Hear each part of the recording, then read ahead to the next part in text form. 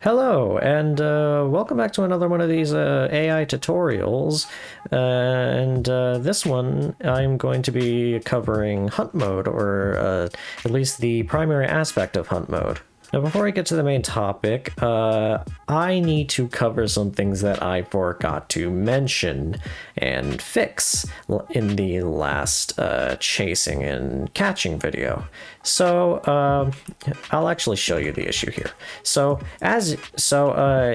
Just gonna make him do all the things, and if I let him make him catch me, he continues, he just continues being in that animation. Now there is a very simple way to fix this. Just go into the set state function, and all we have to do is move this over here first and do a set animation mode node. Now what this basically is doing is it's basically going to make him use the animation blueprint that we made every time his state gets switched. So he will no longer be playing the idle animation. As you can see right there, he goes right back to playing his regular running and, you know, walking animations. Okay, so that's fixed. However, there is one more that I have noticed. Just to go ahead and... Yep, wait. Oh wow, would you look at that? I also... apparently, yep, I forgot to, that's another thing I forgot to mention. If you just follow the tutorial before, his tasks actually don't get canceled. And the reason for that being is because none of these, now don't get me wrong, behavior trees are able to cancel tasks. However, the Blackboard keys we have here is not allowing that.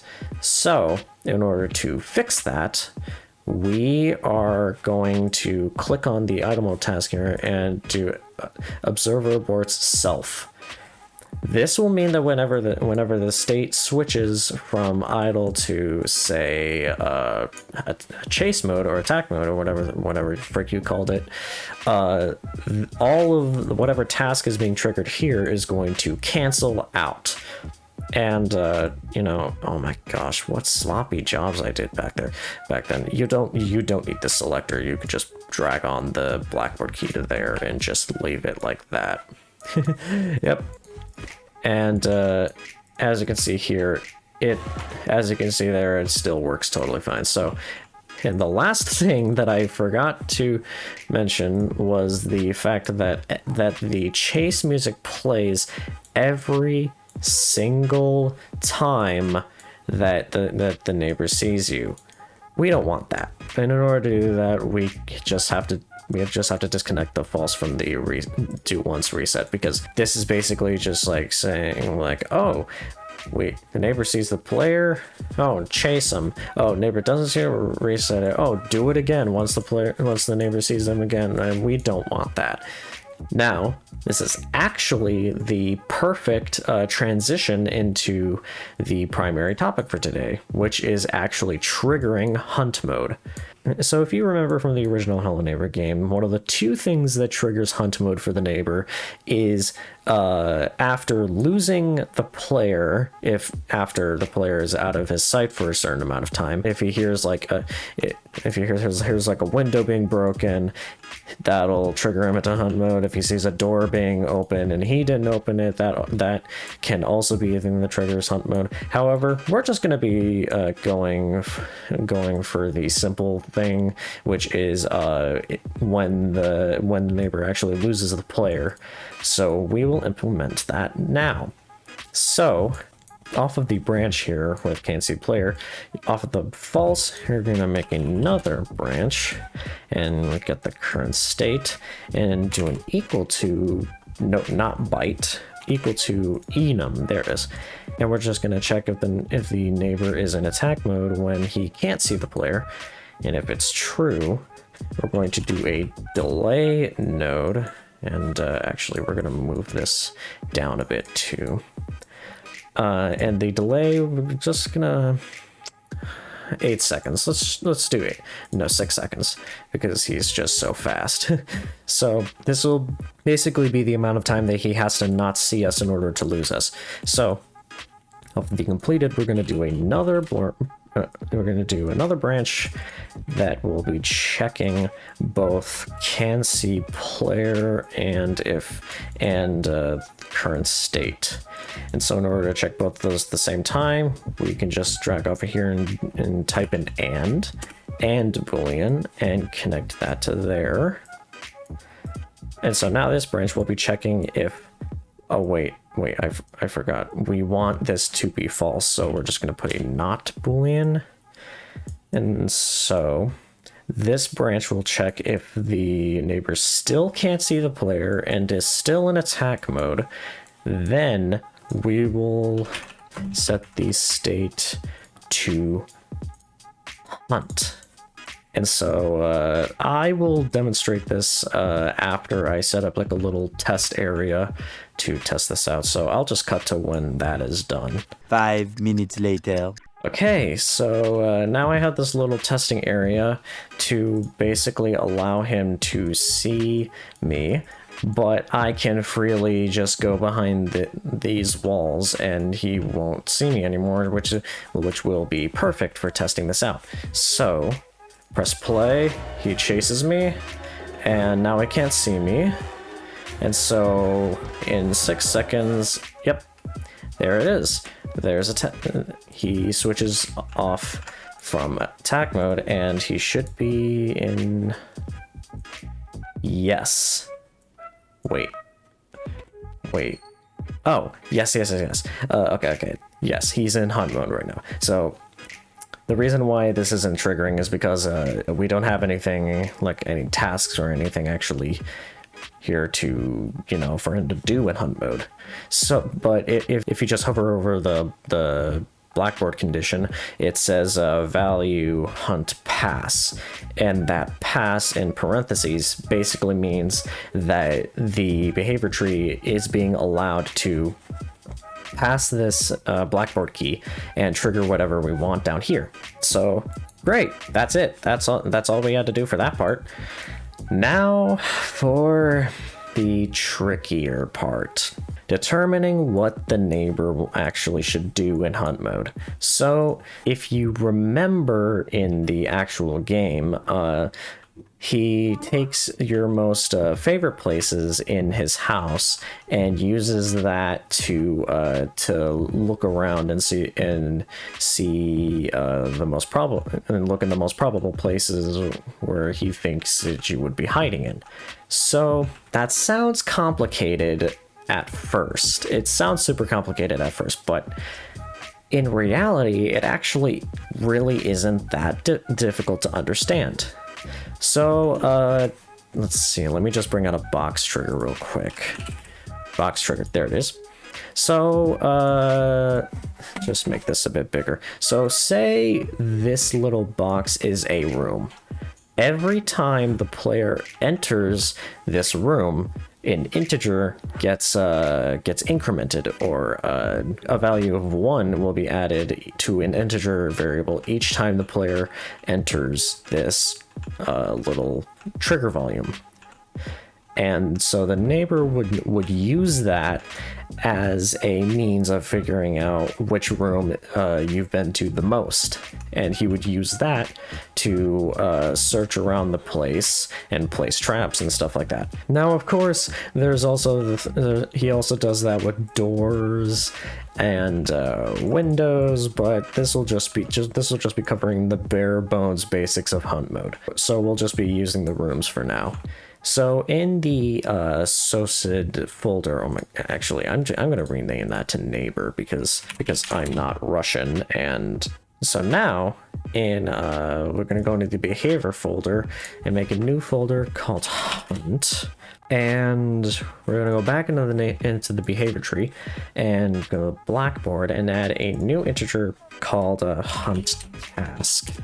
They basically act the exact same way as the idle task key does here, where it'll randomize a number between whatever and whatever, and each task will check if the key is a specific number.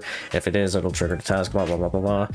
We've already did this before. So actually first I'm going to rename this to hunt mode, simplicity's sake. And I'm going to create a new task and BT blueprint base. And first off, we're going to rename this behavior look in room.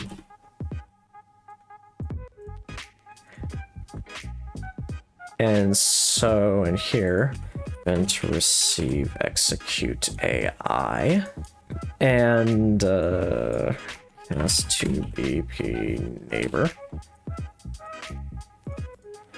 And now we're gonna do get actors of class. However, we don't have a class yet, so we're gonna go ahead and do that real quick. And in this same hunt mode folder, we're gonna create a new blueprint class and just a regular actor. I'm gonna call this BP room. And in BP room, we're gonna add a box box collision, but not box component. Box component is the C++ class name version of it. And so yeah, that's that. And that's really it for the components. And we're gonna add a variable and call this player count, and make this an integer. And we're gonna make this like public, just so we can see the variable here and set it for testing purposes. So here we're going to we're gonna place this over here and make these longer. Okay, so now that that's done, got our little BP room here, and for testing purposes we will make the number here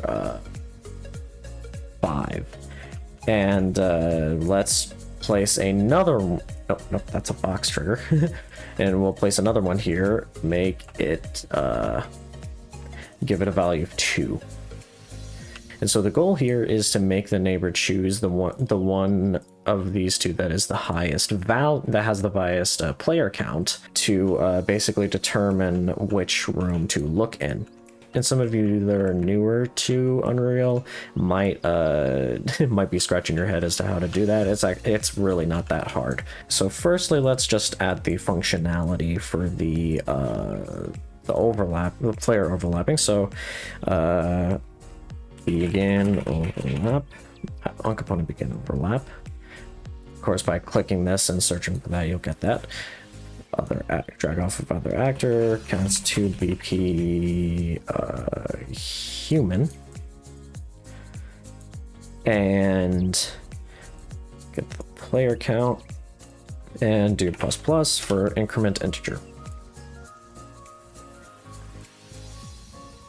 And there, that's it. You're done. Done with that part for now. So now back into the look in room behavior. No, actually, let's make this a function. This would be so much easier if we just made this a function. So function, and we'll just call this get highest player count. For this, we're going to get all actors of class BP room, and here we're going to do a for each loop node, which will basically just iterate between every element in this out actors array. So now we're going to make a local variable and call this current count. Make this an integer, and we're going to drag off of the array element and do get player count. And off of the loop body, we're going to do a branch. And then we're going to do an, I don't know, a greater than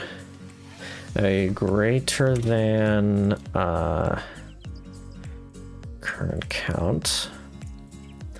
And if the player count for this one is greater than your current count, we're going to we're going to set the current count. We're going to set the current count to the player count. If it's false, we're going to do a return node, and make the array element of that. We're just going to call this return value, just for simplicity's sake and like consistency with other Unreal nodes and stuff. In theory, this should loop through every iteration of BP room and check if the player count of that is greater than the current count variable we have there. And if it is, it'll set it, and it'll do it again for the next element, do it again, and I'm just going to control alt just in case I am misunderstanding this. For each entry, yeah, that's what I thought. That's what I thought it was. Okay, so now it should give us the highest count, the highest player count of these two BP room elements or iterations or whatever the frick it calls it. So gonna drag and get highest player count, and then after that do an AI move 2, and with the pawn being BP neighbor. And the destination, we're actually going to do a get random reachable point in radius. And with the origin location going to be the active location of the room with the highest player count. And the radius, let's just do 200. And so on success, we're going to play the look around animation and a neighbor, and actually gonna connect this and add rerun nodes for organization. And the animation is going to be the look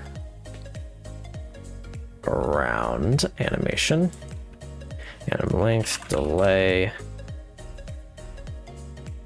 and you know, just for like some, like, you know, to make it look authentic and not repetitive, we're just gonna make them like randomly choose whether or not to like go to another place in the radius and do the thing again. So just gonna do random integer in range. Just do 0 and 1 just to make it a 50-50. So equal integer, sure. 0, you can, it doesn't matter if it's 0 or 1, it's still 50-50.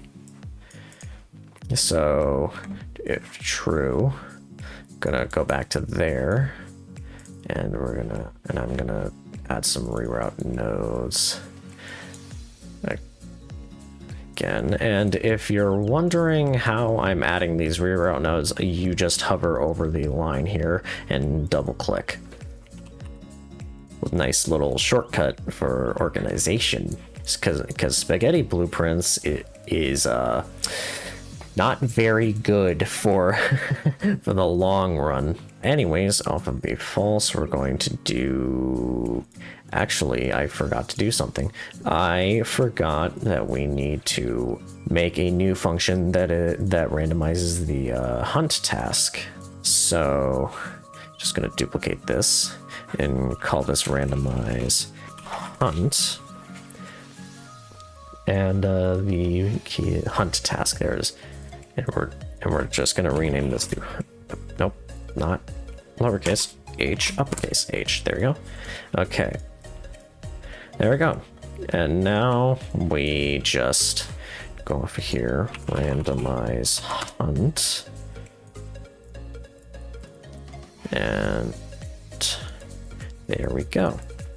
And then we're gonna do finish execute. And on fail, we're still gonna do this because we don't want him to just do nothing if he fails to move to a location. And that's that done. So now go up here and do look in room and add a blackboard decorator. Call this hunt selection, just for consistency with idle selection and hunt selection. So key value will be, not key value, the blackboard key will be the hunt task, and just have it set to 0. Okay, cool. So now if we did this correctly, he should first chase me, and then when he loses me, he will look in a random point along here. So chases me, and he'll lose me.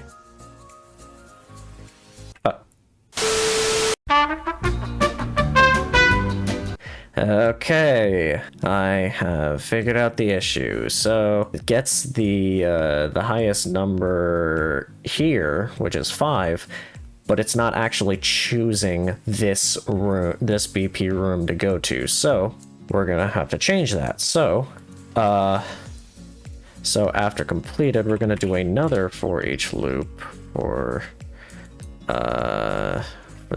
this. And get player count. If the player count is equal to the current count, then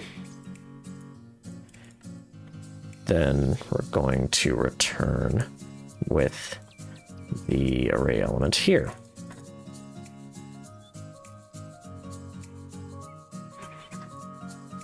So, now that that is fixed, he should now go towards the correct box.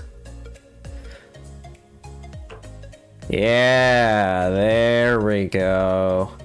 There we go. Now we can actually make the radius like something like 100. Let's just do that. Sure, why not? And silly me, I forgot to make a add a set animation mode node, because whenever he moves after playing this animation, he kind of just slides across the ground because his animation is paused at the very last frame. Oh, and you're also going to want to do the same thing to the very end here, because we don't want him to continue being stuck in an animation after he's done looking around.